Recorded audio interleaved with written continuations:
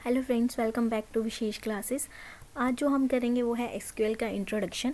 SQL computer science के जो भी एग्ज़ाम आते हैं या फिर बेसिक के लिए भी अगर आप करते हो तो बहुत इंपॉर्टेंट है, बहुत ही इजी है। आपको सिर्फ कमांड को समझना है कि क्या है। हम प्रैक्टिकल एग्जाम्पल के साथ करेंगे, पर अभी इस फर्स्ट लेक्चर में मैं आपको सिर्फ इंट्रोडक्शन देने वाली हूँ कि एसक्यूएल क्या है और हम कहाँ से प्रैक्टिस करने वाले हैं। ठीक है, तो हम एसक्यूएल के इंट्रोडक्शन से शुरू करते हैं।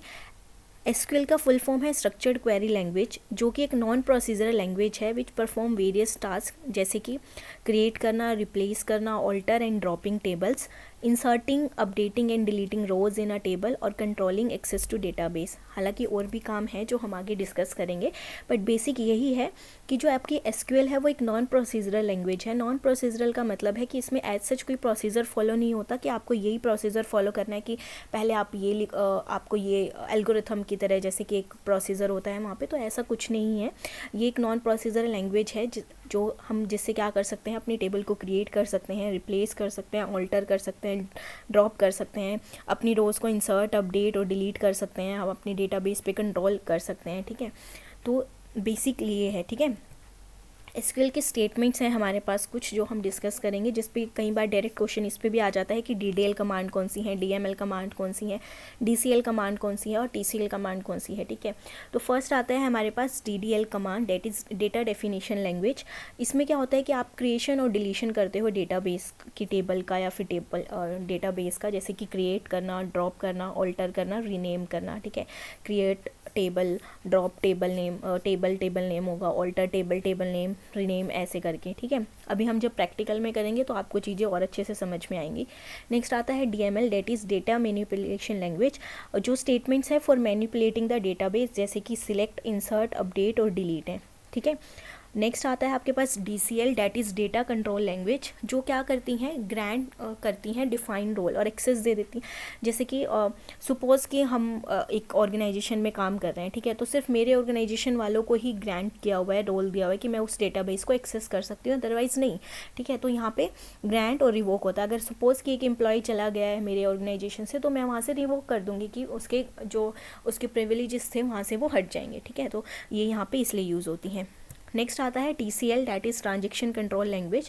ये आपकी जो DML है उनमें मैनेज चेंजेस को मैनेज करने के लिए यूज़ होती हैं, मतलब आपके ट्रांजेक्शन्स को कंट्रोल करने के लिए बेसिकली, कि आपको कब कमिट करना है, कब उसको रोल बैक करना है, कब सेट ट्रांजेक्शन करना है, कब सेव पॉइंट करना है, तो ये सब चीज़ें इसमें आता है। ठीक है, तो ये हमारे पास बेसिक है एसक्यूएल का, कि हमने क्या देखा कि स्ट्रक्चर क्वेरी लैंग्वेज होती है, एक नॉन प्रोसीजरल लैंग्वेज है जो टास्क परफॉर्म करती है क्रिएट, ऑल्टर, रिप्लेस और ड्रॉप करना, टेबल को इंसर्ट करना, अपडेट करना और डिलीट करना, और आपके जो डेटाबेस है उसको एक्सेस करने में हेल्प करती है। ठीक है, बेसिकली 4 तरह की स्टेटमेंट्स DDL, DML, DCL और में डिवाइडेड है TCL। ठीक है, उसके अंदर हमारे पास अलग अलग कमांड्स हैं, जैसे कि क्रिएट, ड्रॉप, ऑल्टर, रीनेम मतलब स्टेटमेंट है, select, insert, update, delete, grant, revoke, commit, save point, roll back and set transaction.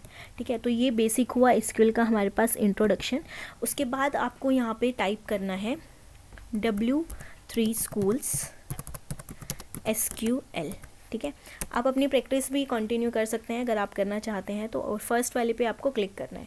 यहाँ पे बेसिकली आपके पास सारा आ जाएगा कि एसक्यूएल का इंट्रो, सिंटेक्स, सिलेक्ट, तो हम ये सब प्रैक्टिस यहीं से ही करेंगे। आप यहाँ से अच्छी प्रैक्टिस कर सकते हैं, बहुत ही अच्छा प्लेटफॉर्म है।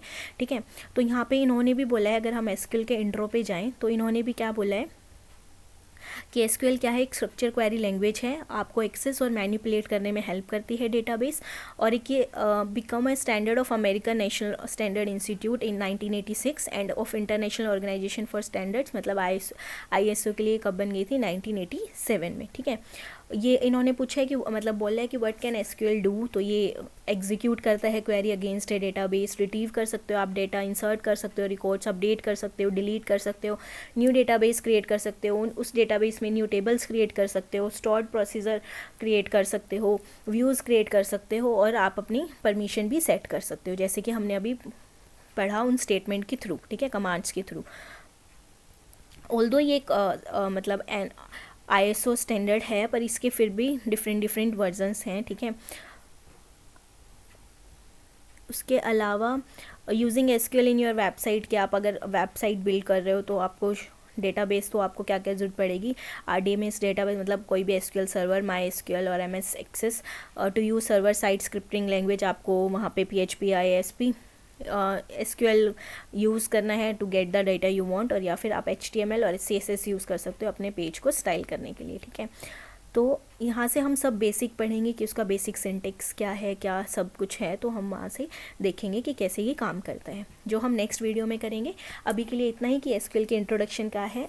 और यहाँ पे W3 SQL से अगर आप प्रैक्टिस करना चाहें तो बहुत अच्छा प्लेटफॉर्म है, आपको बेसिक यहाँ से बिल्कुल क्लियर हो जाएगा, और धीरे धीरे जब आप प्रोजेक्ट के साथ काम करना शुरू करोगे, बेसिक यही वाली चीज़ें आपके कॉम्पिटिटिव एग्जाम्स में भी आती हैं, और यही चीज़ें आपको आपके प्रोजेक्ट्स में भी हेल्प करती हैं, तो आप दोनों की तरफ चल सकते हो, ठीक है।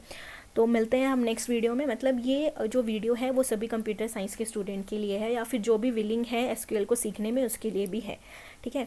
तो अगर आपको ये वीडियो पसंद आई तो आप अपने फ्रेंड्स और फैमिली के साथ ज़रूर शेयर करें। तो मिलेंगे हम नेक्स्ट वीडियो में। उसके अलावा मैं बहुत सारी वीडियोज़ हैं मेरे चैनल पे जो नेट की तैयारी कर रहे हैं उसके लिए भी, जो HTET की कर रहे थे उसके लिए भी, ठीक है।